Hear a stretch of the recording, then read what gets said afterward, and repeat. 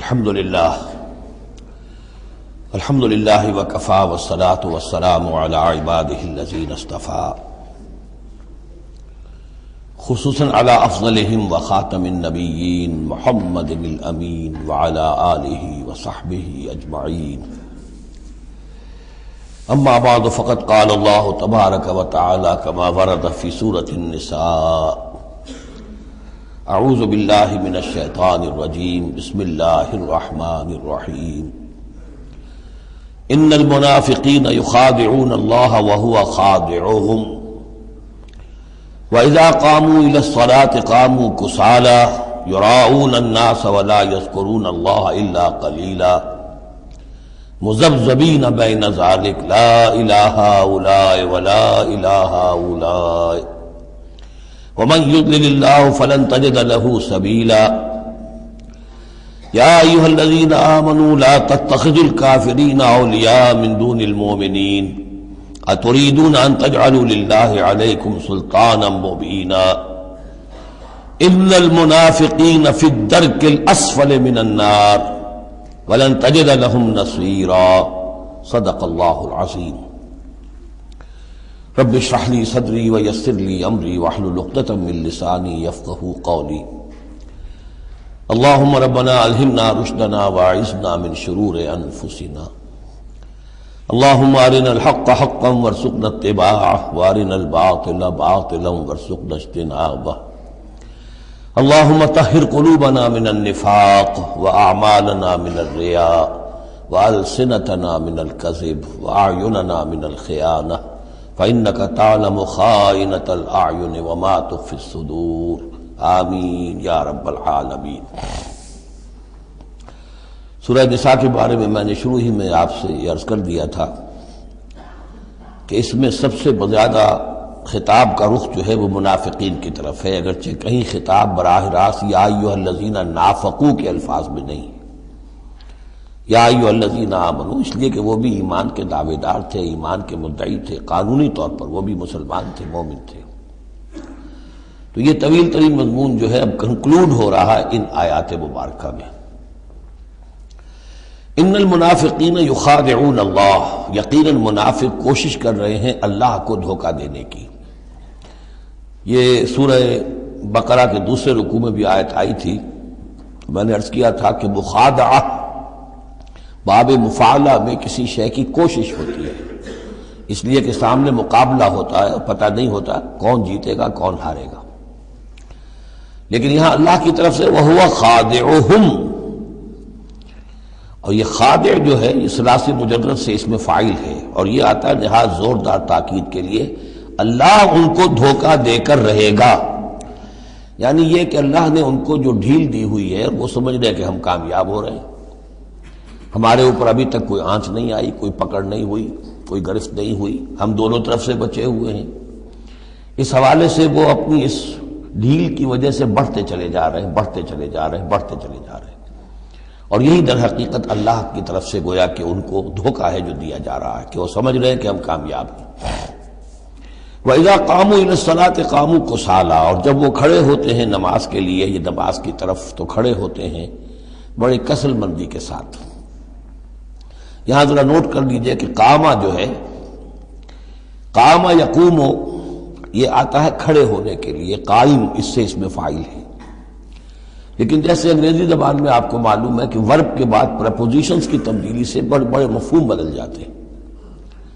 انگریزی میں to give ایک خاص مصدر ہے، ٹو گیو اپ، اب زمین و آسمان کا فرق ہو گیا، ٹو گیو ان بالکل ہی الٹی بات ہو گئی۔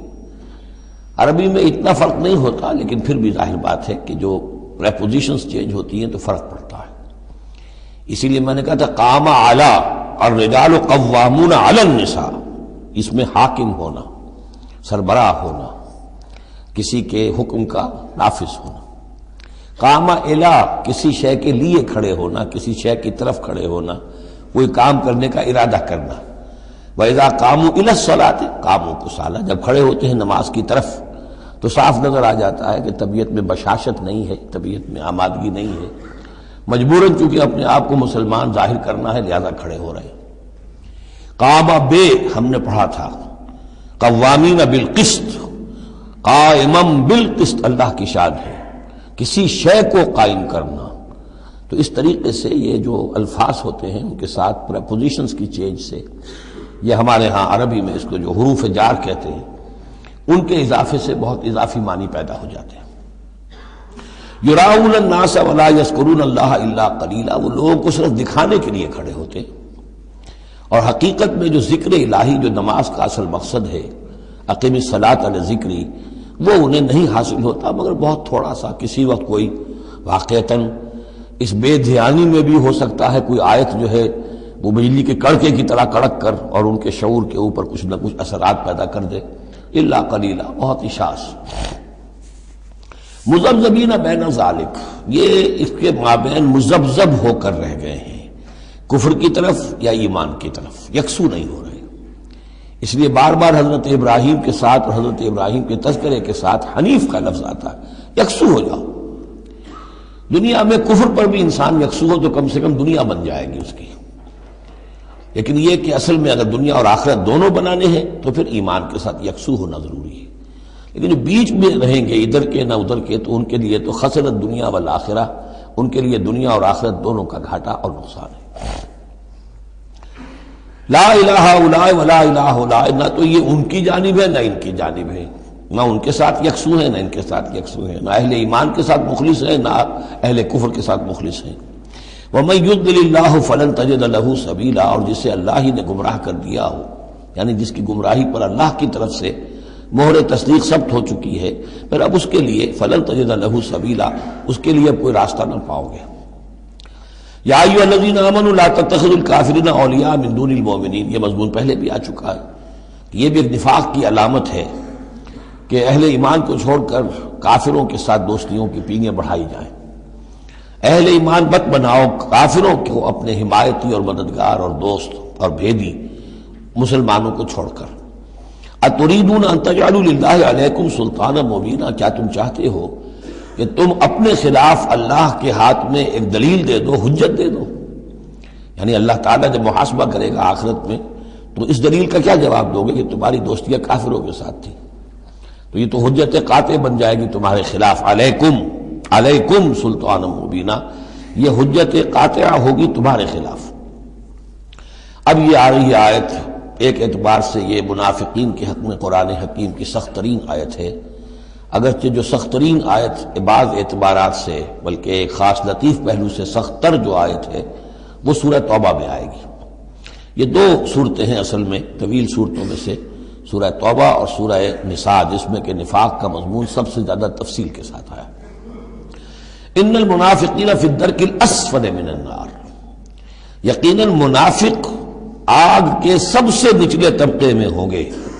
وَلَن تَجِدَ لَهُمْ نَصِيرًا، اور تم نہ پاؤ گے ان کے لیے کوئی مددگار۔ إِلَّا الَّذِينَ تَابُوا، اصل میں منافقت کا آخری پردہ جو چاک ہوگا وہ ہوگا سورہ توبہ میں، سورہ گویا کہ سن 9 ہجری میں جا کر۔ ابھی یہ ہم سن 4 ہجری کے آس پاس ہیں، اس حوالے سے ذرا ابھی فصل ہے، تو ابھی ان کے لیے ایک رعایت رکھی ہے کہ توبہ کا دروازہ تمہارے لیے ابھی کھلا ہے۔ إِلَّا الَّذِينَ تَابُوا وَأَصْلَحُوا، اب بھی اگر سوائے ان کے جو توبہ کریں اور اصلاح کر لیں، وَاعْتَصَمُوا بِاللَّهِ، اور اللہ سے چمٹ جائیں، یکسو ہو جائیں، ایک ہی طرف کے ہو جائیں، کونوا ربانیین، اللہ والے بن جائیں، شیطان سے پینگے نہ بڑھائیں، شیطان کے ایجنٹوں سے اپنی دوستیاں نہ کریں، یکسو ہو جائیں اور اپنے آپ کو اس کے ساتھ وابستہ کر دیں ہر چہ باد آباد۔ اب یہ کشتی جو ہے ایمان کی اور اسلام کی، اگر یہ تیرتی ہے تو ہم تیریں گے، اگر خدا نہ خواستہ اس کے لیے کوئی حادثہ ہے تو ہم بھی اس حادثے میں شامل ہو گئے۔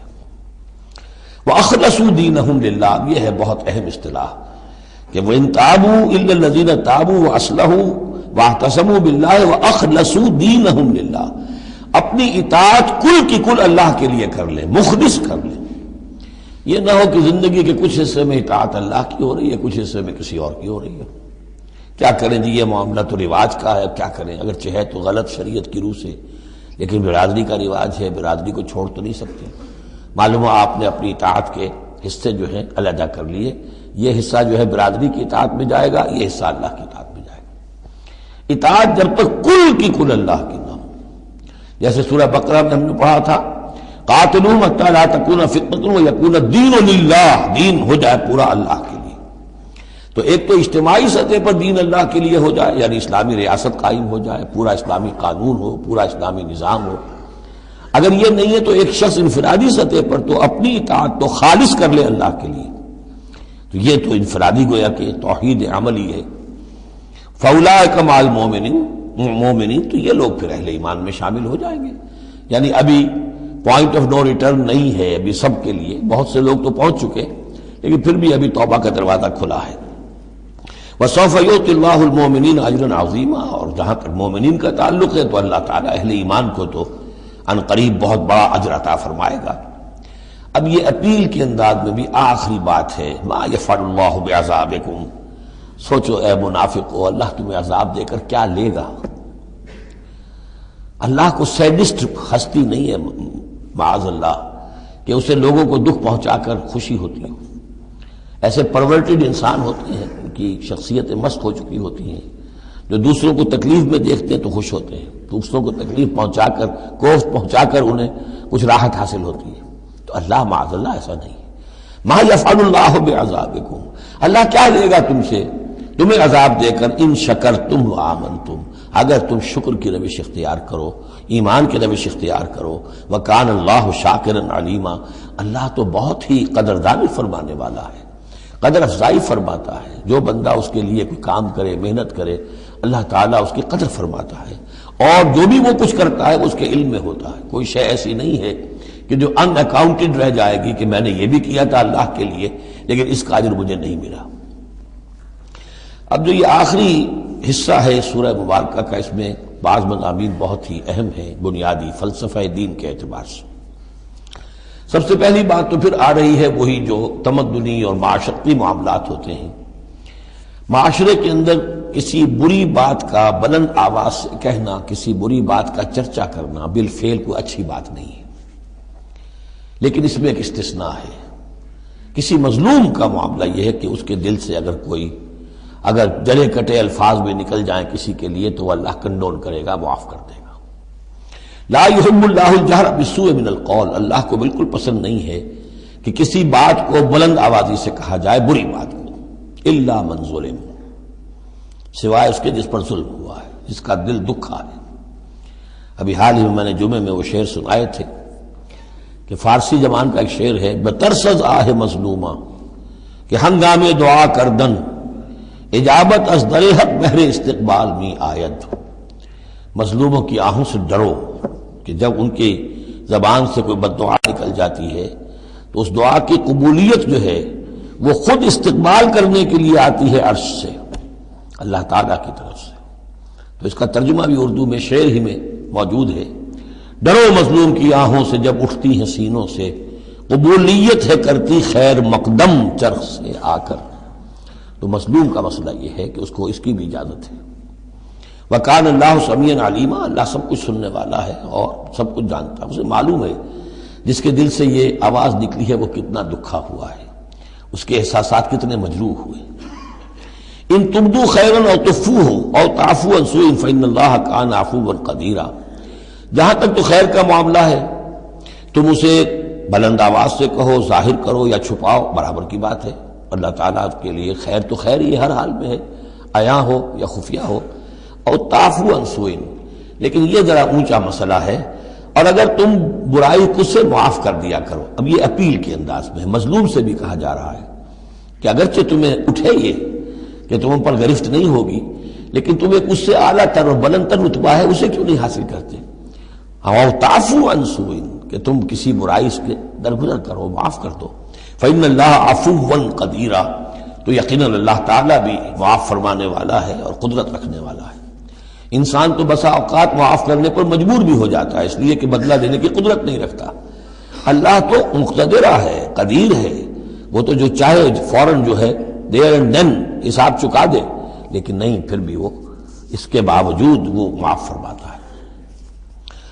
اب پھر یہ بہت اہم مضمون آ گیا ہے، وحدت الادیان کا جو ایک بنیادی جڑ ہے، اس کی جڑ کو یہاں کاٹی جا رہی ہے۔ غلط فلسفہ جو وحدت ادیان کا، میں نے آپ کو بتایا تھا کہ فلسفہ وحدت ادیان کا ایک حصہ صحیح ہے کہ اوریجن سب کا ایک ہے، لیکن یہ کہ اب جو وہ شکلیں ہیں ان کی وہ ایک ہے، اس سے بڑی حماقت اور جہالت اور ضلالت اور گمراہی اور کوئی نہیں۔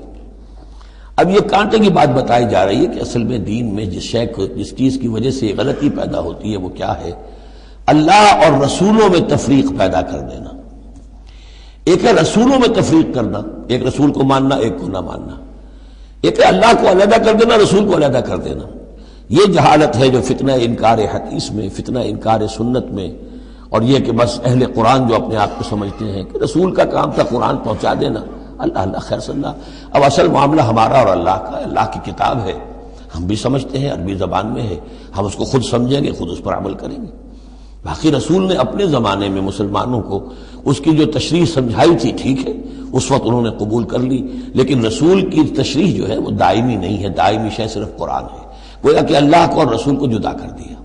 وہ بات یہاں آ رہی ہے، ان الذین یکفرون باللہ ورسلہ، یقیناً وہ لوگ جو کفر کرتے ہیں اللہ کا اور اس کے رسولوں کا، وَيُرِيدُونَ أَن يُفَرِّقُوا بَيْنَ اللَّهِ وَرُسُلِهِ، اور وہ چاہتے ہیں کہ تفریق کر دیں اللہ کے اور اس کے رسولوں کے مابین۔ یہ دین الہی بھی یہی تھا کہ بس اللہ کا دین سمجھو، رسول سے کیا نسبت ہے؟ جب رسول کی نسبت ہو جائے گا یہ دین مسیح ہے، یہ دین موسیٰ ہے، یہ دین عیسیٰ ہے، یہ دین فلاں ہے، اگر رسولوں کا یہ فیکٹر جو ہے جو ڈفرینشیٹنگ فیکٹر ہے نکال دیا جائے تو اللہ تو سب کا کامن ہے، تو دین الہی ہو گیا۔ ان الذین یکفرون باللہ ورسلہ ویریدون ان یفرقوا بین اللہ ورسلہ ویقولون نؤمن ببعض ونکفر ببعض، اور وہ یہ کہتے ہیں کہ ہم کچھ کو مانیں گے کچھ کو نہیں مانیں گے، یعنی اللہ کو مانیں گے، رسولوں کا ماننا ضروری نہیں ہے، اللہ کی کتاب کو مانیں گے، رسول کی سنت کا ماننا کوئی ضروری نہیں۔ وَيُرِيدُونَ أَن يَتَّخِذُوا بَيْنَ ذَلِكَ سَبِيلًا، اور وہ چاہتے ہیں کہ اس کے بین بین ایک راستہ نکال لیں، اللہ کو ایک طرف کر دیں، رسول کو ایک طرف کر دیں۔ اولئک ھم الکافرون حقا، یہ لوگ کٹر کافر ہیں، ان کے کافر ہونے میں کوئی شک نہیں، یہ حق کہ یہ کافر ہیں۔ وَأَعْتَدْنَا لِلْكَافِرِينَ عَذَابًا مُهِينًا، اور ہم نے ایسے کافروں کے لیے بڑا اہانت آمیز عذاب تیار کر رکھا ہے۔ وَالَّذِينَ آمَنُوا بِاللَّهِ وَرُسُلِهِ، اور جو لوگ ایمان رکھتے ہیں اللہ پر اور اس کے رسولوں پر، وَلَمْ يُفَرِّقُوا بَيْنَ أَحَدٍ مِّنْهُمْ، اور انہوں نے ان میں سے کسی کے مابین کوئی تفریق نہیں کی، نہ اللہ کو رسول سے جدا کیا نہ رسول کو رسول سے جدا کیا۔ ہم تو سب کو مانتے ہیں، لا نفرق بین احد من رسلی، ان کو بھی مانتے ہیں جن کے نام قرآن مجید میں آ گئے ہیں، اور مانتے ہیں کہ اور بھی بے شمار آئے ہوں گے، یقین کے ساتھ نہیں کہہ سکتے، تعین کے ساتھ نہیں کہہ سکتے، یہ معلوم ہے اور بھی بہت نبی آئے ہیں، کسی پرٹیکولر پرسن کے بارے میں یقین کے ساتھ نہیں کہہ سکتے، یہ یقین سے کہہ سکتے کہ بے شمار نبی اور بھی آئے، رسول اور بھی آئے۔ لم يفرقوا بین احد منهم اولئک سوف یؤتیہم اجورہم، یہ وہ لوگ ہیں کہ جنہیں اللہ تعالیٰ ان کے اجر عطا فرمائے گا، وکان اللہ غفورا رحیما، اور یقیناً اللہ تعالیٰ غفور الرحیم ہے۔ یسألک اہل الکتاب ان تنزل علیہم کتابا من السماء، یہ اہل کتاب یہ یہودی اور محمد صلی اللہ علیہ وسلم آپ سے مطالبہ کر رہے ہیں کہ ان پر ایک کتاب آسمان سے اتاری جائے، یعنی جیسے تورات اتری تھی۔ آپ تو کہتے ہیں مجھ پر وحی آتی ہے، کہاں لکھی ہوئی ہے وہ وحی، کون لایا آیا ہمیں تو پتہ نہیں، موسیٰ کو تو وہ لکھی ہوئی ملی تھی اور وہ پتھر کی تختیوں میں لے کر آئے تھے۔ یسألک اہل الکتاب ان تنزل علیہم کتابا من السماء فقد سألوا موسیٰ اکبر من ذلک، تو اے نبی آپ فکر نہ کریں، ان کی پرواہ نہ کریں، انہوں نے، ان کے آباء و اجداد نے موسیٰ سے اس سے بھی بڑھ کر مطالبے کیے تھے۔ فقالوا ارنا اللہ جہرۃ، یاد کرو کہ وہ اللہ سے انہوں نے تو یہ مطالبہ بھی کیا تھا کہ ہمیں دکھاؤ اللہ کو عیاناً، ہم خود دیکھنا چاہتے ہیں۔ فاخذتهم الصاعقۃ بظلمهم، تو ان کی اس گناہ کی پاداش میں انہیں ایک کڑک نے آ پکڑا تھا۔ ثم اتخذوا العجل من بعد ما جاءتهم البینات، پھر یہ کہ ان لوگوں کی ناہنجاری کا یہ بھی اندازہ کرو کہ جبکہ واضح نشانیاں ان کے پاس آ چکی تھی، 9 معجزے حضرت موسیٰ کے وہ دیکھ چکے تھے، پھر بھی انہوں نے بچڑے کی پرستش شروع کر دی۔ فعفونا عن ذلک، ہم نے ان تمام چیزوں سے درگزر کیا۔ وآتینا موسیٰ سلطان مبین، اور ہم نے موسیٰ کو غلبہ عطا کیا، واضح غلبہ، فرعون اور اس کے علاوہ لشکر کو ان کی نگاہوں کے سامنے غرق کر دیا۔ ورفعنا فوقهم الطور بميثاقهم، اور ہم نے ان کے سروں پر معلق کر دیا تھا طور کو، پہاڑ کو، جبکہ ان سے عہد لیا جا رہا تھا۔ وقلنا لهم ادخلوا الباب سجدا، اور ہم نے کہا تھا کہ جب یہ شہر فتح ہو جائے تمہارے ہاتھوں، یریکو، تو اس میں داخل ہونا تو سروں کو جھکا کر، وَقُلْنَا لَهُمْ لَا تَعْدُوا فِي السَّبْتِ، اور ہم نے ان سے یہ بھی کہا تھا کہ سبت کا، ہفتے کا جو قانون ہے اس میں حد سے تجاوز نہ کرو. وَأَخَذْنَا مِنْهُمْ مِيثَاقًا غَلِيظًا، اور ہم نے ان تمام باتوں کے ان سے بڑے گاڑھے قول و قرار لیے تھے، بہت گاڑھے معاہدے کیے تھے. فَبِمَا نَقْضِهِمْ مِيثَاقَهُمْ، اب یہاں ان کے کچھ جرائم کی فہرست آ رہی ہے، اور یہاں یوں سمجھیے کہ مبتدا ہی کی تکرار ہو رہی ہے، اس میں جو خبر ہے وہ گویا کہ وہ محذوف ہے. یوں پہلے اگر سمجھ لیں گے تو بات یوں بنے گی فَبِمَا نَقْضِهِمْ مِيثَاقَهُمْ لَعَنَّاهُمْ، تو انہوں نے جو ہمارے میثاق کو توڑا اور توڑتے رہے، جو بھی وعدے کیے تھے ہم نے ان پر لعنت کر دی بس. لیکن یہ لعناہم اتنی واضح بات تھی کہ اس کو کہنے کی ضرورت نہیں آئی، بلکہ اور ان کے جرائم کی فہرست بیان ہو رہی ہے. فَبِمَا نَقْضِهِمْ مِيثَاقَهُمْ وَكُفْرِهِمْ بِآيَاتِ اللَّهِ، اللہ کے آیات کے انکار کے سبب سے، وَقَتْلِهِمُ الْأَنبِيَاءَ بِغَيْرِ حَقٍّ، اور ان کا انبیاء کا قتل کر دینا بغیر حق. وَقَوْلِهِمْ قُلُوبُنَا غُلْفٌ، اور ان کے اس کہنے کی پاداش میں کہ ہمارے دل تو غلافوں میں بند ہیں. بل طبع اللہ علیہا بکفرہم، بلکہ حقیقت یہ ہے کہ اللہ نے ان کے اوپر مہر کر دی ہے ان کے کفر کے باعث. فلا یؤمنون الا قلیلا، ہاں واقعتاً اب وہ ایمان نہیں لائیں گے مگر بہت ہی شاذ. وبکفرہم وقولہم علی مریم بہتانا عظیما، اور بسبب ان کے اس کفر کے جو انہوں نے کیا اور جو انہوں نے مریم پر ایک بہتان عظیم لگایا، حضرت مریم سلام علیہا پر بہتان یہ لگایا کہ یہ زنا کیا ہے اور یہ یوسف نجار کا بیٹا ہے یہ مسیح. اگرچہ ان کے روایات کے مطابق یہ ہے کہ ان کی نسبت تھی، یوسف نجار بڑھئی تھے ایک، ان کے ساتھ حضرت مریم کی نسبت ہو چکی تھی لیکن وداعی نہیں ہوئی تھی. لیکن وداعی سے پہلے ہی ان کے مابین تعلق ہوا اور یہ بیٹا ہو گیا، تو یہ تو پھر ولد الزنا ہوا. یہ تھی اتنی بڑی بات تھی جو وہ کہتے ہیں، اور اس کو باقاعدہ پکچرز بنا کے امریکہ میں چلاتے ہیں. سن آف مین، تم جسے سن آف گاڈ کہتے ہیں وہ سن آف مین ہے. اب سن آف مین جو ہے اس کو سمجھ لیجئے کہ اس کا مطلب کیا ہوا. پھر آؤٹ آف ویڈ لاک ہی تو آخر ہوا نا، اس کا جو پیدا ہوا اگر حضرت مسیح تو وہ صحیح جائز ولادت سے تو نہ ہوا، اگر انسان کا بیٹا ہے. بہرحال اتنے بڑے بڑے بہتان لگائے. وَبِكُفْرِهِمْ وَقَوْلِهِمْ عَلَىٰ مَرْيَمَ بُهْتَانًا عَظِيمًا وَقَوْلِهِمْ إِنَّا قَتَلْنَا الْمَسِيحَ عِيسَى ابْنَ مَرْيَمَ رَسُولَ اللَّهِ، اور بسبب ان کے یہ کہنے کہ ہم نے قتل کیا مسیح کو، عیسیٰ ابن مریم کو. رسول اللہ، اللہ کے رسول کو. یہ رسول اللہ ان کا لفظ نہیں ہے، یہ اللہ کی طرف سے سائن آف ایکسکلیمیشن کے ساتھ. اچھا، ان کا دعویٰ یہ ہے کہ انہوں نے اللہ کے رسول کو قتل کیا، جبکہ رسول تو قتل ہو ہی نہیں سکتا. کتب اللہ لأغلبن انا ورسلی، یہ تو اللہ کا فیصلہ ہے، طے شدہ لکھا ہوا ہے کہ میں اور میرے رسول تو غالب آ کر رہیں گے. تو ان کی تو یہ جرتیں ہیں کہ یہ سمجھتے ہیں کہ انہوں نے اللہ کے ایک رسول کو قتل کیا ہے. وما قتلوه وما صلبوه، ہرگز انہوں نے قتل نہیں کیا، نہ اسے سولی دی. ولکن شبہ لہم، بلکہ اس کی شبیہ بنا دی گئی ان کے لیے، صورت بنا دی گئی، مشابہت کر دی گئی اس کے ساتھ ان کے لیے، کہ انہوں نے جس کو سمجھا ہے کہ وہ مسیح ہے وہ مسیح نہیں تھا، وہ مسیح کی جگہ کوئی اور تھا. جو انجیل برنباس سے معلوم ہوتا ہے کہ جوڈاس اسکیریوٹ جو کہ حواریین میں سے ایک تھا، ویسے اس کی نیت اور تھی، بد نیتی نہیں تھی، وہ ایک لمبی بات ہو جائے گی، اس کا وقت دورہ قرآن میں نہیں ہے. نیت اس کی کچھ اور تھی، لیکن اس نے گرفتار کرایا تھا، اور اس گرفتاری کے پاداش میں پھر اللہ تعالیٰ نے اس کی شکل جو حضرت مسیح کی بنا دی، اور حضرت مسیح کی جگہ وہ پکڑا گیا اور سولی چڑھا. وما قتلوه وما صلبوه ولكن شبه لهم وان الذين اختلفوا فيه لفي شك منه، اور جو لوگ اس کے بارے میں اختلاف میں پڑے ہوئے ہیں وہ شکوک و شبہات میں ہیں، انہیں خود پتہ نہیں کہ ہوا کیا، کیسے ہوا. ما لهم به من علم، ان کے پاس اس کے ضمن میں کوئی علم نہیں ہے، الا اتباع الظن، سوائے اس کے کہ اٹکل پچو کے تیر چلاتے ہیں.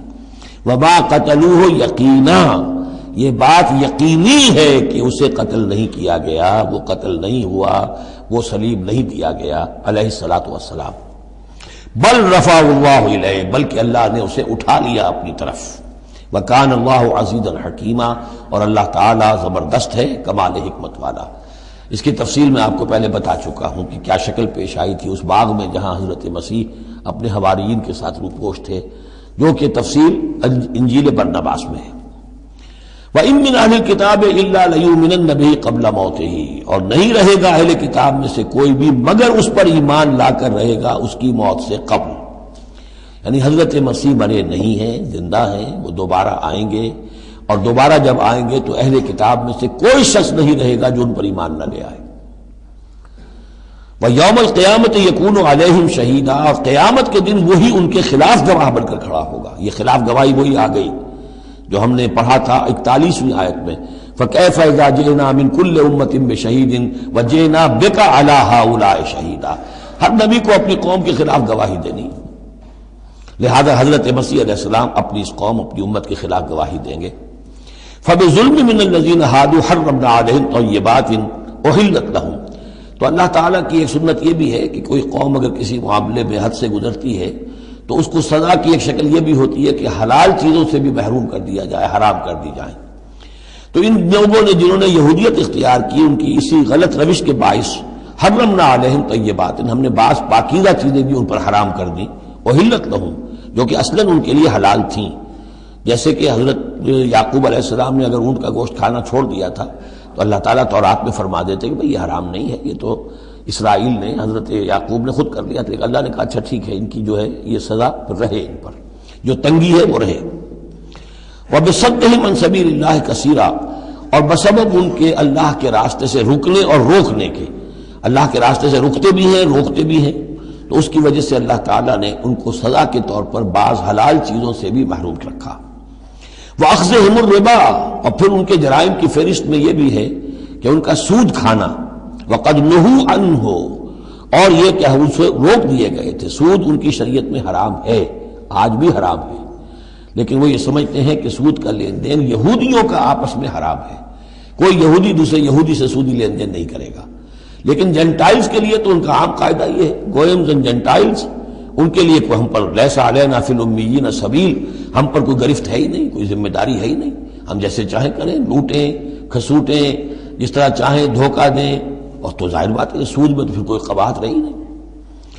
وَأَخْذِهِمُ الرِّبَا وَقَدْ نُهُوا عَنْهُ وَأَكْلِهِمْ أَمْوَالَ النَّاسِ بِالْبَاطِلِ، اور بسبب ان کے لوگوں کے مال ناحق ہڑپ کرنے کے، وَأَعْتَدْنَا لِلْكَافِرِينَ مِنْهُمْ عَذَابًا أَلِيمًا، اور ان میں سے جو کافر ہیں، جنہوں نے اب کفر کی بھی روش اختیار کر لی ہے، ان کے لیے ہم نے بہت دردناک عذاب تیار کر رکھا ہے۔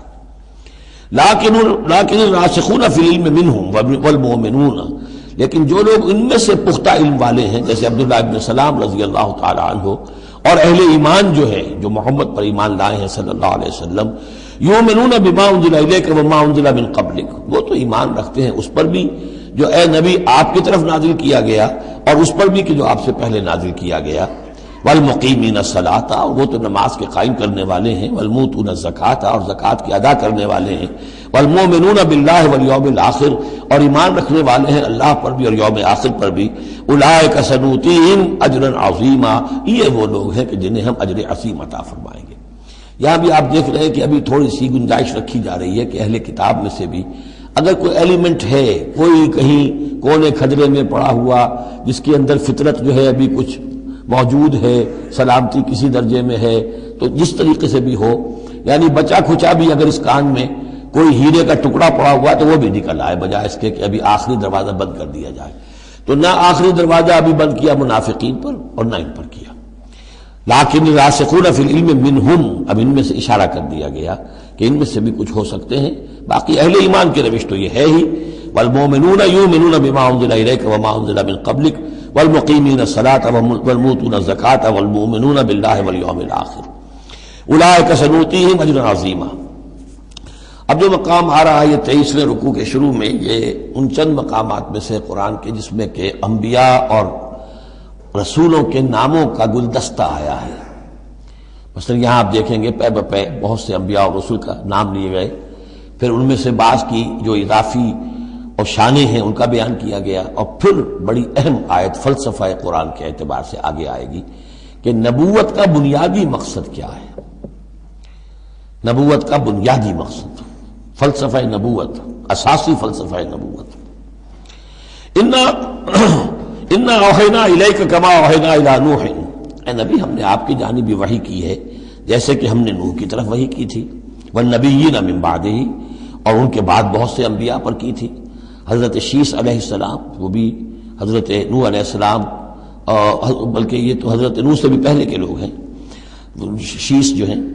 اوحینا الی نوح والنبیین من بعدہ واوحینا الی ابراہیم واسماعیل واسحاق ویعقوب والاسباط، اور ہم نے وحی کی ابراہیم کی طرف، اسماعیل کی طرف، اسحاق کی طرف، یعقوب کی طرف اور ان کی اولاد کی طرف، وعیسیٰ وایوب ویونس وہارون وسلیمان، اور عیسیٰ کی جانب اور ایوب کی جانب اور یونس کی جانب اور ہارون کی جانب اور سلیمان کی جانب، وآتینا داؤد زبورا، اور داؤد کو تو ہم نے زبور جیسی کتاب عطا فرمائی، ورسلا قد قصصناہم علیک من قبل، ایسے بھی بہت سے رسولوں کو ہم نے بھیجا، یا وہی ہم نے ان کی جانب کی بھیجے ایسے رسول کہ جن کا ہم اس سے پہلے آپ کے سامنے تذکرہ کر چکے ہیں، وَرُسُلًا لَمْ نَقْصُصْهُمْ عَلَيْكَ، اور ایسے بھی بہت سے رسول ہیں کہ جن کے حالات ہم نے آپ کے سامنے بیان نہیں کیے۔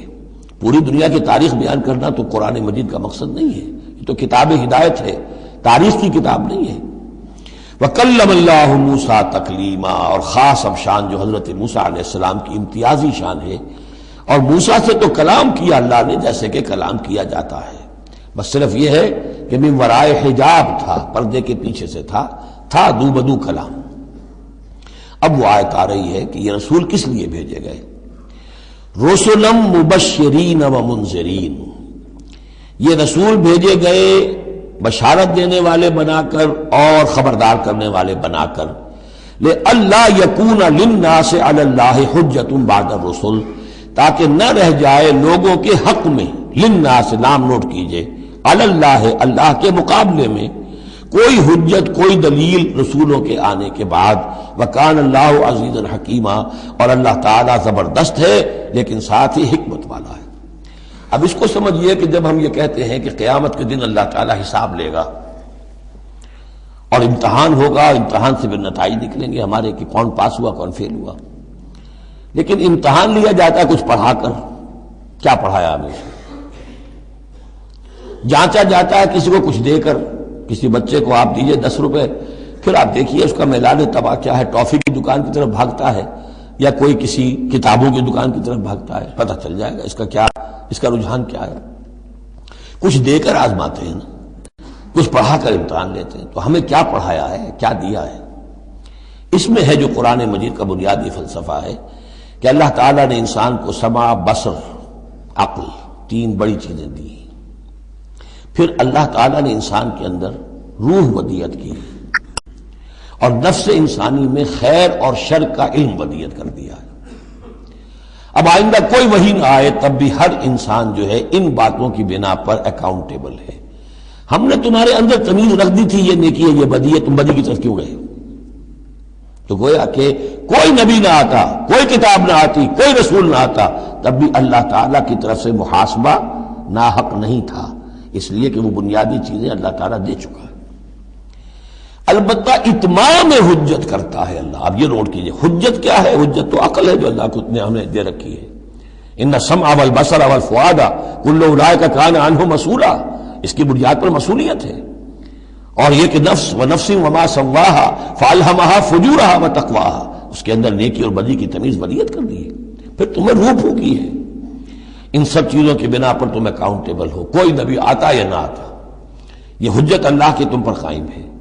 لیکن پھر بھی اللہ اتمام حجت کرنے کے لیے یہ اضافی شے ہے کہ اللہ نے تم ہی میں سے کچھ لوگوں کو چنا جو بڑے ہی اعلیٰ کردار کے لوگ تھے، تم جانتے تھے کہ یہ ہمارے ہاں کے بہترین لوگ ہیں، ان کے دامن کردار پر کوئی داغ دھبا نہیں ہے، ان کی سیرت و اخلاق تمہارے سامنے تھی کھلی کتاب کے مانند، ان کے پاس ہم نے اپنی وحی بھیجی، اور پھر تمہیں یہ کرو یہ نہ کرو یہ بھی بتا دیا۔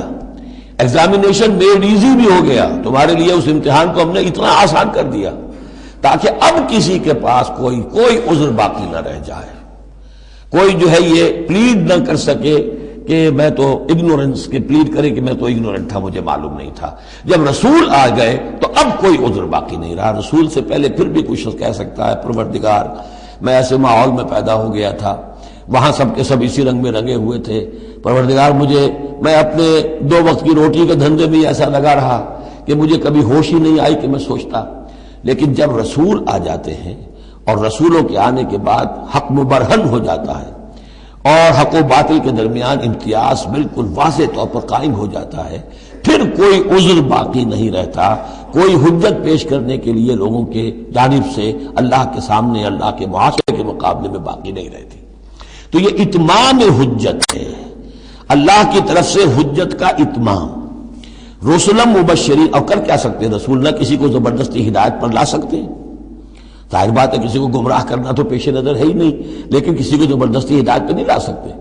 ہاں جن کے اپنے اندر کی یہ چیزیں جاگ جائیں گی، متوجہ ہو جائیں گے، اپنے باطن کی حقیقتوں کی طرف دیکھیں گے، اور پھر یہ کہ نبی کی بات سنیں گے، اس سے فائدہ اٹھائیں گے، سیدھے راستے پر چلیں گے، ان کے لیے مبشر ہوں گے، بشارت، فراح و ریحان و جنت نعیم۔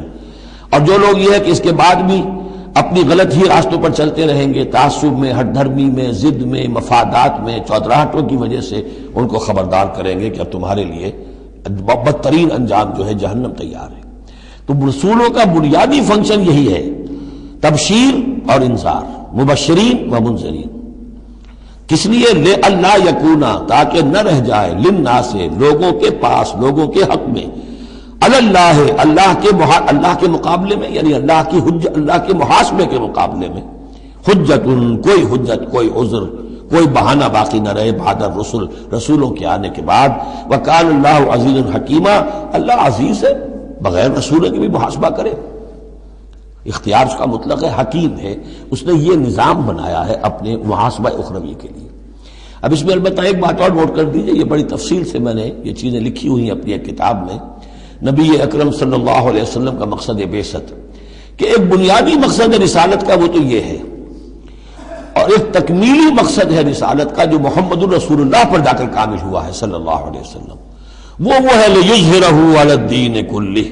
انہوں نے بھی کام شروع کیا یہیں سے، یا ایھا النبی انا ارسلناک شاہدا ومبشرا ونذیرا وداعیا الی اللہ باذنہ وسراجا منیرا۔ بنیادی حیثیت تو وہی آپ کی بھی وہی ہے، لیکن اس کے اوپر تکمیلی حیثیت کیا ہے؟ هو الذی ارسل رسولہ بالہدی ودین الحق لیظہرہ علی الدین کلہ۔ یہ آپ کی امتیازی شان ہے۔ لیکن اللہ یشہد بما انزل الیک انزلہ بعلمہ، اللہ تعالیٰ اس پر گواہ ہے کہ جو کچھ اس نے نازل کیا ہے نبی آپ کی طرف، وہ اس نے علم کیا ہے، اس نے نازل کیا اپنے علم سے۔ والملائکۃ، اور فرشتے اس پر گواہ ہیں، یشہدون۔ وکفیٰ باللہ شہیدا، اور ویسے تو اللہ تنہا بھی گواہ کے لیے، گواہ ہونے کے اعتبار سے کافی ہے۔ ان الذین کفروا وصدوا عن سبیل اللہ قد ضلوا ضلالا بعیدا۔ اب محمد کے آنے کے بعد صلی اللہ علیہ وسلم پھر بھی جو لوگ کفر پر اڑے رہے اور رکے رہے اور روکتے رہے اللہ کے راستے سے دوسروں کو، وہ تو پھر بہک گئے ہیں، بھٹک گئے ہیں، ضلالا بعیدا، اور یہ اپنے بھٹکنے میں اور بہکنے میں، گمراہی میں بہت دور نکل گئے۔ ان الذین کفروا وظلموا لم یکن اللہ لیغفر لهم۔ اب یہ لوگ جنہوں نے کفر کیا ہے، جو اڑ گئے ہیں کفر پر، اور جو اس شرک پر اور ناحق جو راستہ ہے اس کے اوپر جم گئے ہیں، لم یکن اللہ لیغفر لهم، اب اللہ کا یہ طریقہ نہیں ہوگا کہ انہیں معاف کر دے، اللہ انہیں اب ہرگز بخشنے والا نہیں ہے۔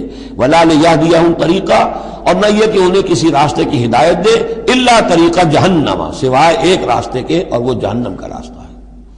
اب تو وہی کھلی ہوئی ہے شاہراہ، اسی پر یہ بگٹر دوڑتے رہیں، خالدین فیہا، وہ اس میں ہمیشہ ہمیش رہیں گے، ابدا، ہمیشہ ہمیش۔ وکان ذلک علی اللہ یسیرا، اور یہ اللہ پر بہت آسان ہے۔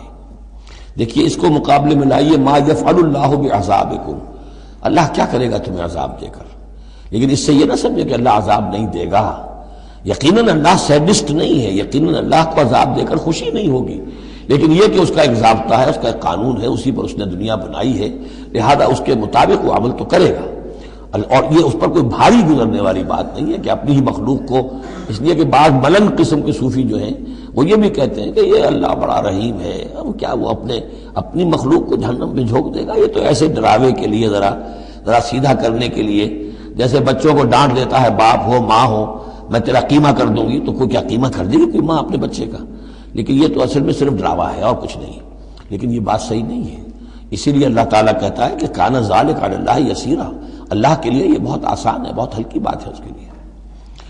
یا ایھا الناس، اب یوں سمجھیے کہ کنکلوڈنگ حصہ جو ہے سورہ مبارکہ کا، یا ایھا الناس قد جاءکم الرسول بالحق من ربکم فآمنوا خیرا لکم۔ اس عبارت میں جو زور ہے، میں نے کوشش کی ہے کہ میں اسے اپنی آواز کے ذریعے سے واضح کروں، اے لوگوں تمہارے پاس آ چکا ہے رسول حق کے ساتھ، یعنی اب تم یہ نہیں کہہ سکو گے کہ رسول نہیں آیا، ہمیں پتہ نہیں تھا۔ You won't be able to plead ignorance. یہ نہیں کہہ سکتے کہ ہمیں معلوم نہیں تھا، ہم پر بات کھولی نہیں گئی، ہم پر بات واضح نہیں ہوئی، یہ بہانہ ختم ہو گیا اب محمد کے آنے کے بعد۔ یا ایھا الناس قد جاءکم الرسول بالحق من ربکم فآمنوا خیرا لکم، ایمان لے آؤ یہی تمہارے لیے بہتر ہے، بلکہ صحیح ترجمہ ہوگا اسی میں تمہاری خیریت ہے۔ وَإِن تَكْفُرُوا فَإِنَّ لِلَّهِ مَا فِي السَّمَاوَاتِ وَالْأَرْضِ، اور کفر پر اڑے رہو گے تو اللہ تعالیٰ کا کیا بگاڑ لو گے؟ آسمانوں اور زمین میں جو کچھ ہے وہ اللہ ہی کا ہے۔ وَكَانَ اللَّهُ عَلِيمًا حَكِيمًا، اللہ علیم ہے حکیم ہے۔ یا اہل الکتاب لا تغلوا فی دینکم، اے کتاب والو اپنے دین میں غلو نہ کرو۔ وَلَا تَقُولُوا عَلَى اللَّهِ إِلَّا الْحَقَّ، اور اللہ کی طرف کوئی شے منسوب نہ کرو سوائے اس کے جو درست ہو اور حق ہو۔ جھوٹ بولنا ہے تو بازی بارش بابا ہم بازی، جھوٹ بولنا ہے خود بولو۔ خدا پر جھوٹ جڑنا اللہ نے یہ کہا، یہ تو گویا کہ یوں سمجھیے کہ بازی بارش بابا ہم بازی والی بات ہو گئی۔ لا تقولوا علی اللہ الا الحق انما المسیح عیسی ابن مریم رسول اللہ، دیکھو مسیح عیسیٰ ابن مریم اللہ کے رسول تھے، یہ حیثیت ان کی ہے، الوہیت میں کوئی حصہ نہیں ہے، وہ خدا کے بیٹے نہیں ہیں، رسول اللہ ہے۔ وَكَلِمَتُهُ أَلْقَاهَا إِلَىٰ مَرْيَمَ، اور اس کا ایک کلمہ ہے کہ جو اس نے ڈالا مریم پر، یعنی مریم کی رحم میں جو حمل ہوا ہے حضرت عیسیٰ کا، وہ اللہ کے کلمہ کن کی طرف فعل ہوا ہے۔ ایک جو فزیکل جو بھی حصے ہیں کسی عمل کے، اب کسی بھی انسان کی ولادت میں ایک حصہ باپ کا ہے، ایک حصہ ماں کا ہے، لیکن حضرت مسیح علیہ السلام کی ولادت میں ماں والا حصہ تو پورا موجود ہے، حمل ہوا ہے، 9 مہینے آپ اپنے رحم میں رہیں حضرت مریم سلام علیہا کے، لیکن یہ کہ باپ والا حصہ نہیں ہے۔ تو اللہ تعالیٰ کے ہاں جہاں پر بھی کوئی اس طرح کا لنک جو ہے، جو میٹیریل لنکس ہیں جو، وہ اگر کہیں ٹوٹا ہے تو کن، اللہ کا ایک کن جو ہے، اللہ کا ایک امر، وہ وہاں پر کفایت کرتا ہے۔ اس معنی میں اللہ تعالیٰ کے کلمے ہیں، کلمتہ القاہا الی مریم، اور روح منہ، اور ایک خاص روح ہے اللہ کی طرف سے، یعنی روح تو ویسے سب کی اللہ کی طرف سے ہے، لیکن یہ کہ روحوں کے بڑے اونچے مراتب بھی ہیں۔ ایک روح محمدی ہے جس کو ہم عام طور پر ہمارے علماء نور محمدی کہتے ہیں۔ وہ نور محمدی کیا ہے؟ روح محمدی، اس لیے کہ روح جو ہے نورانی شے ہے۔ ملائکہ بھی نور سے پیدا ہوئے ہیں، اور انسانی جو ارواح ہے وہ بھی نور سے پیدا ہوئی ہے، جنات نار سے پیدا ہوئے ہیں، حیوانات اور انسان کا بھی حیوانی جسم جو ہے یہ مٹی اور پانی سے پیدا ہوا ہے، سیدھی بات ہے۔ تو چونکہ ارواح جو نورانیاں ہیں تو وہ نور تو ہے، تو حضور کی نور، حضور کی روح اس کی اپنی شان ہے، حضرت عیسیٰ کی نور کا نور اور ان کی روح ان کی اپنی شان۔ روح من فآمنوا باللہ ورسولہ، پس ایمان لاؤ اللہ پر اور اس کے رسولوں پر۔ ولا تقولوا ثلاثہ، اور دیکھو تثلیث کا عقیدہ مت گھڑو، یہ نہ کہو کہ تین، ایک میں تین، تین میں ایک، الوہیت تین میں ہو گئی، تین اقنوم میں۔ انتہوا خیرا لکم، باز آ جاؤ اسی میں تمہاری خیریت ہے۔ انما اللہ الہ واحد، جان لو اللہ تو ایک ہی الہ واحد ہے، تنہا ہے۔ سبحانہ ان یکون لہ ولد، وہ پاک ہے اس سے کہ اس کے کوئی بیٹا ہوتا یا اولاد ہوتی۔ لہ ما فی السماوات و ما فی الارض، آسمانوں اور زمین میں جو کچھ ہے اسی کا ہے، اس کی ملکیت ہے۔ وکفی باللہ وکیلا، اور اللہ کافی ہے بطور کارساز۔ لن یستنکف المسیح ان یکون عبدا للہ، مسیح کو تو اس میں ہرگز کوئی عار نہیں ہے کہ اس کو کہا جائے کہ وہ اللہ کا بندہ ہے، اس کو تو اللہ کے بندہ ہونے میں اسے اپنی شان محسوس ہوگی۔ جب ہم کہتے ہیں وَنَشْهَدُ أَنَّ مُحَمَّدًا عَبْدُهُ وَرَسُولُهُ، تو یہ عبدیت کی شان تو اور بلند و بالا ہے، رسالت سے بھی اوپر ہے، یہ ایک علیحدہ مسئلہ ہے، پھر کبھی اس کو بیان کروں گا۔ تو لن یستنکف المسیح ان یکون عبدا للہ، یہ کوئی بات ان کے لیے کوئی عار کی نہیں ہے کہ وہ اللہ کے بندے ہوں۔ بل الملائکۃ المقربون، اور نہ ہی جو ملائکہ مقربین ہیں انہیں اس میں کوئی عار ہے کہ انہیں اللہ کا بندہ سمجھا جائے، سب بندے ہیں۔ وَمَن يَسْتَنكِفْ عَنْ عِبَادَتِهِ وَيَسْتَكْبِرْ، اور جو کوئی بھی عار سمجھے گا اللہ کی بندگی میں اور استکبار کرے گا، تکبر کرے گا، فَسَيَحْشُرُهُمْ إِلَيْهِ جَمِيعًا، تو پھر اللہ تعالیٰ ان سب کو اپنے پاس لے آئے گا، جمع کرے گا۔ فَأَمَّا الَّذِينَ آمَنُوا وَعَمِلُوا الصَّالِحَاتِ، تو جو لوگ ایمان لائے ہوئے ہوں گے اور جنہوں نے نیک عمل کیے ہوں گے، فَيُوَفِّيهِمْ أُجُورَهُمْ، تو انہیں ان کے پورے اجر دے گا، پورے۔ وَيَزِيدُهُمْ مِنْ فَضْلِهِ، اور خاص اپنے فضل سے انہیں مزید دے گا، بونس بھی دے گا۔ آپ کو آخری جو ٹپ کر دیتے ہیں کسی کو، کسی نے کام کیا اچھا کیا ہے تو اسے انعام دیتے ہیں، اپنے فضل سے اور نوازے گا۔ وَأَمَّا الَّذِينَ اسْتَنكَفُوا وَاسْتَكْبَرُوا، اور جنہوں نے عبدیت کے اندر کوئی آر محسوس کی تھی اور تکبر کیا تھا، فَيُعَذِّبُهُمْ عَذَابًا عَلِيمًا، ان کو وہ عذاب دے گا بہت زبردست اور بہت دردناک۔ وَلَا يَجِدُونَ لَهُم مِّن دُونِ اللَّهِ وَلِيًّا وَلَا نَصِيرًا، اور وہ نہیں پائیں گے اپنے لیے اللہ کے سوا یا اللہ کے مقابلے میں نہ کوئی حمایتی نہ مددگار۔ یا ایھا الناس قد جاءکم برہان من ربکم، اے لوگو دیکھو آ چکی ہے تمہارے پاس برہان تمہارے رب کی طرف سے۔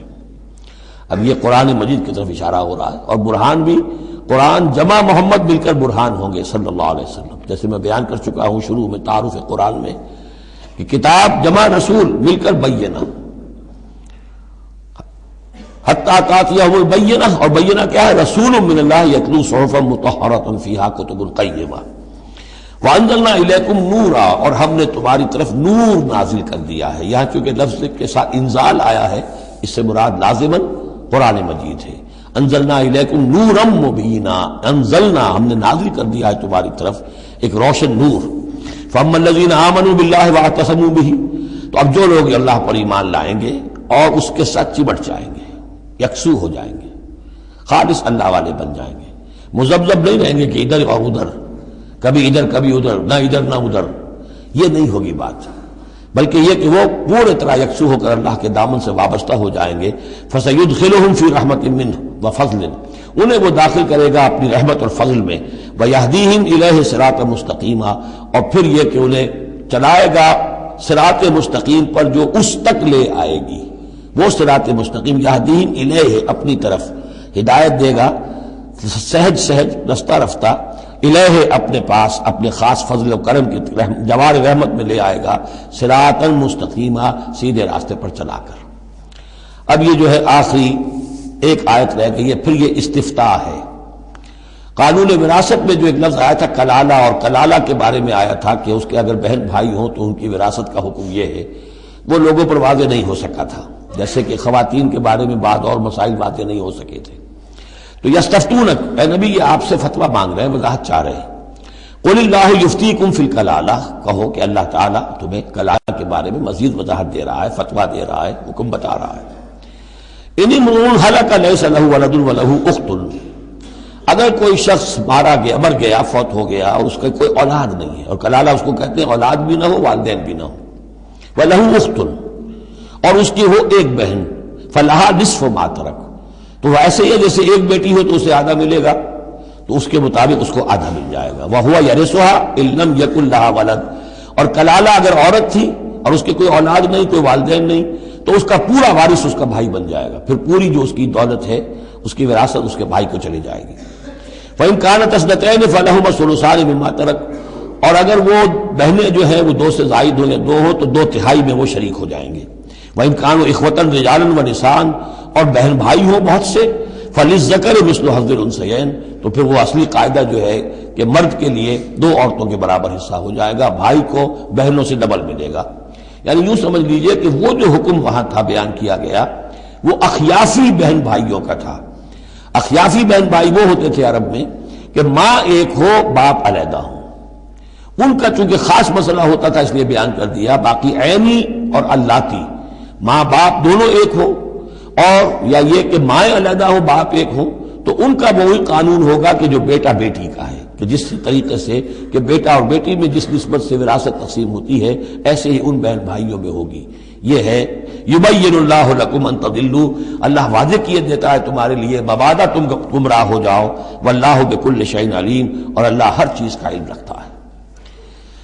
سورہ نساء مکمل ہوئی، اب اللہ کا نام لے کر اس گروپ کی جو آخری صورت ہے، اور یہ نوٹ کر لیجئے کہ جو ہمارا منزلوں کا میں نے نظام آپ کو بتایا تھا، پہلی منزل ختم ہو گئی ہے۔ یہ سورہ مائدہ سے المنزل 2 یہ شروع ہو رہی ہے، المنزل 2 دوسری منزل شروع ہو گئی۔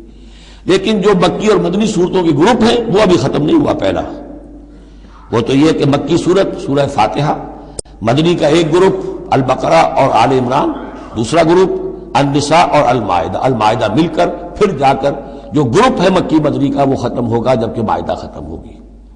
سورہ مائدہ کا بھی تقریباً اسلوب وہی ہے کہ جو سورہ نساء کا ہے، لیکن یہ کہ یہاں زیادہ جو زور ہے وہ اہل کتاب پر ہے۔ جیسا کہ میں نے آپ کو بتایا تھا کہ یہ جو گروپ ہے پہلا ان صورتوں کا، اس کے دو مضامین ہیں بنیادی، ایک شریعت اسلامی، شریعت اسلامی کا بلو پرنٹ ابتدائی خاکہ جو ہے وہ سورہ بقرہ میں، تکمیلی احکام اب اس میں آئیں گے۔ دوسرے اہل کتاب پر اتمام حجت اور آخری درجے میں دعوت، آخری فیصلہ کن باتیں جو ہیں وہ آپ کو اب ملیں گی اس سورہ مبارکہ میں۔ بسم اللہ الرحمن الرحیم، یا ایھا الذین آمنوا اوفوا بالعقود۔ سورہ نساء شروع ہوئی تھی یا ایھا الناس سے، اے لوگو۔ یہاں بس فرق یہ ہے کہ یا ایھا الذین آمنوا، اہل ایمان، اپنے عہدوں کو، معاہدوں کو، قول و قرار کو پورا کیا کرو۔ اب انہوں سمجھ لیجئے کہ سماجی زندگی جتنی انسان کی ہے وہ معاہدوں پر قائم ہے۔ Even marriage is a social contract, شادی کیا ہے؟ ایک معاہدہ ہے، ایک مرد ایک عورت کے مابین ساتھ رہنے کا، ساتھ زندگی گزارنے کا۔ اس کے کچھ حقوق ہیں، کچھ فرائض ہیں، بیوی کے حقوق، شوہر اور اس کے فرائض، اور شوہر کے حقوق اور اس کے فرائض، معاہدہ ہے۔ بڑے بڑے کاروبار جو ہیں وہ معاہدوں کی شکل میں ہوتے ہیں، تو معاہدہ ہے۔ اور بھی سوشل کانٹریکٹس ہیں کہ جو ہمارے ہاں employer employee relationship is a contract, یا جو سیاسی نظام ہے، عہدے ہیں، مناصب ہیں، ان کی ذمہ داریاں ہیں، ان کے پریولیجز ہیں، یہ آپ کی ذمہ داریاں ہیں، یہ آپ کے اختیارات ہیں۔ تو ایک ہی شے اگر پوری ہو جائے، اوفوا بالعقود، جو بھی عقد ہو، عقد کہتے ہیں، گرہ کو عقدہ کہتے ہیں، عقدہ گرہ، عقد ہے کوئی چیز بند گئی، بس طے ہو گئی، فیصلہ ہو گیا، وہ عقود ہے۔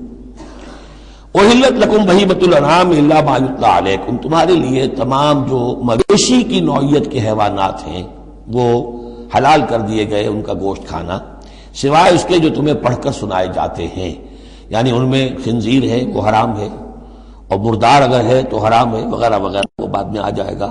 لیکن باقی جو مویشی، وہ ہوش نہیں، شیر چیتا جو وحشی ہیں یہ نہیں، جو مویشی قسم کے، ہرن ہے، نیل گائے ہے، اور اس طرح کی چیزیں جو بھی ہیں کہ جو عام طور پر وہ گوشت خور نہیں ہے، بلکہ یہ کہ سبزے کے اوپر ان کا گزارا ہوتا ہے، یہ ساری چیزیں جو ہیں یہ تمہارے لیے حلال کی گئی ہیں۔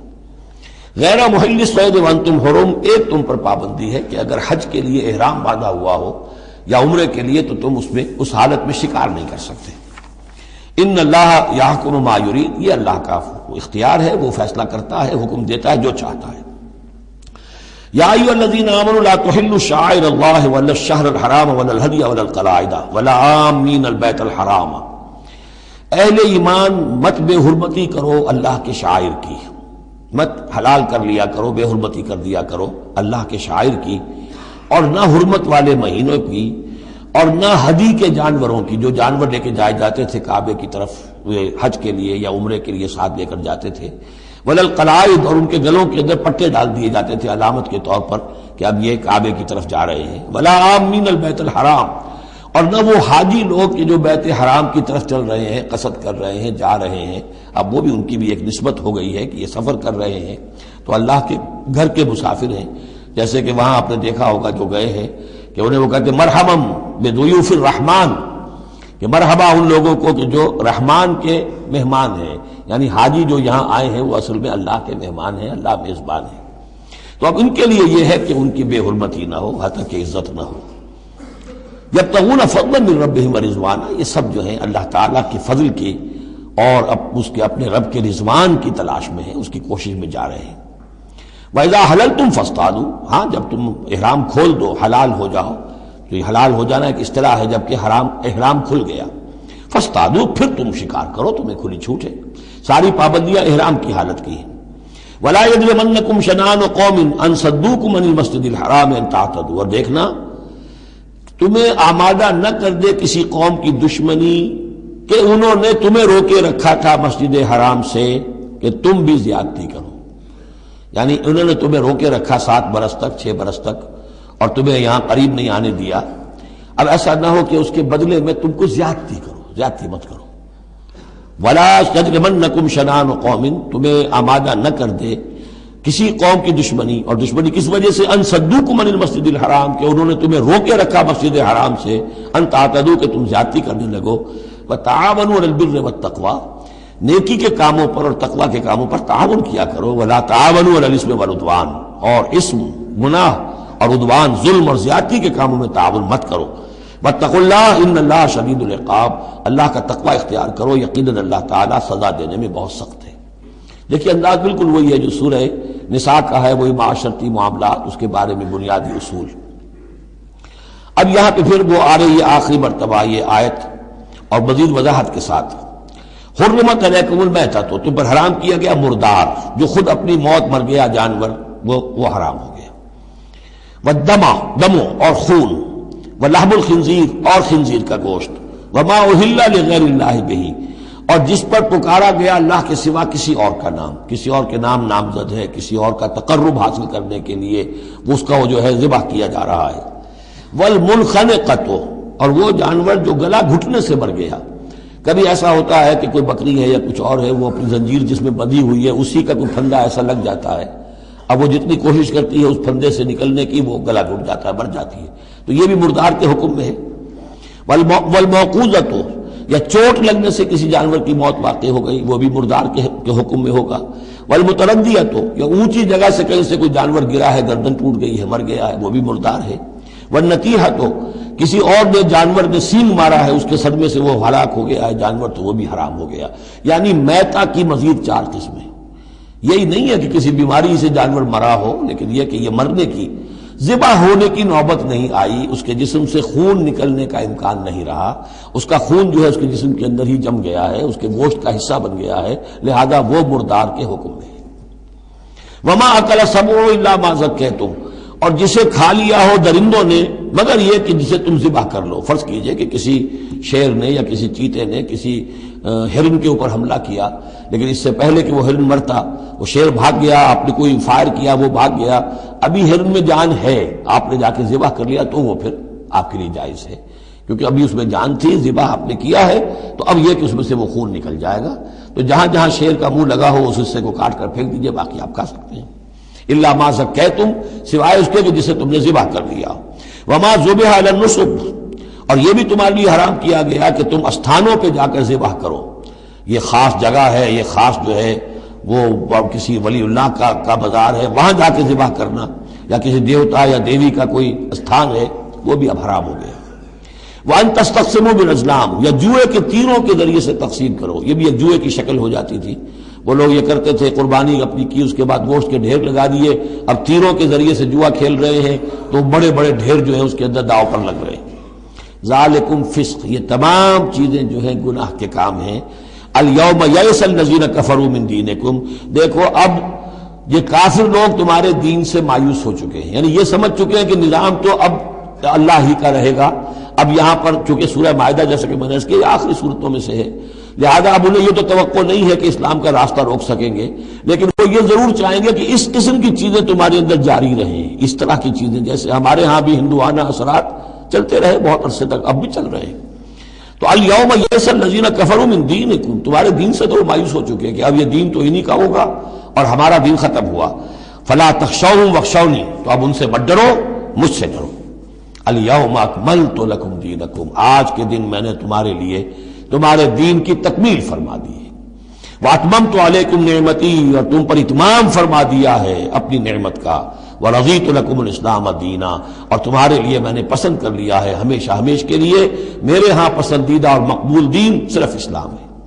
فمن اضطر فی مخمصۃ، اب یہ جو حکم دیا گیا تھا یہ چیزیں حرام ہیں، تو لیکن کوئی شخص اگر اضطرار میں آ جائے، شدید فاقہ ہے، بھوک ہے، جان نکل رہی ہے، غیر متجانف لاسم، اس میں گناہ کی طرف کوئی رجحان نہ ہو، کوئی شرارت دل کے اندر نہ ہو کہ میں نے واقعی یہ سور حرام ہے لیکن ذرا چکھ کے دیکھنا ہی ہے آج تو کیسا ہے، نہیں، جان پر بنی ہوئی ہے لیکن اس قسم کا خیال کوئی نہ ہو۔ فإن اللہ غفور الرحیم، تو اللہ تعالیٰ غفور اور رحیم ہے۔ یسألونک ماذا أحل لهم، اے نبی آپ سے پوچھتے ہیں کہ ان کے لیے کیا کچھ حلال ہے۔ قل أحل لكم الطیبات، تمہارے لیے سب پاکیزہ چیزیں حلال کر دی گئیں۔ وما علمتم من الجوارح مکلبین تعلمونہن مما علمکم اللہ، اور جو تم چھوڑتے ہو سدھاتے ہو شکاری جانوروں کو، جنہیں تم چھوڑتے ہو شکار کے لیے، انہیں تم نے سدھایا ہے، سکھایا ہے اس میں سے کہ جو اللہ نے تمہیں سکھایا ہے۔ فَكُلُوا مِمَّا أَمْسَكْنَا عَلَيْكُمْ، تو اب وہ اگر جا کر آپ نے کتا چھوڑا ہے، اس نے خرگوش کو پکڑ لیا ہے یا کسی اور جانور کو، فَإِنْ أَمْسَكْنَا عَلَيْكُمْ، اگر انہوں نے روکے رکھا ہے تمہارے لیے اس شکار کو تو اس کو کھاؤ۔ وَاذْكُرُوا اسْمَ اللَّهِ عَلَيْهِ، اس پر اللہ کا نام لو۔ وَاتَّقُوا اللَّهَ، اور اللہ تعالیٰ کا تقوی اختیار کرو۔ إِنَّ اللَّهَ سَرِيعُ الْحِسَابِ، یقیناً اللہ تعالیٰ حساب لینے میں بہت جلدی کرتا ہے۔ یا حساب لینے میں اسے دیر نہیں لگتی۔ بارک اللہ لی و لکم فی القرآن العظیم ونفعنی وإیاکم بالآیات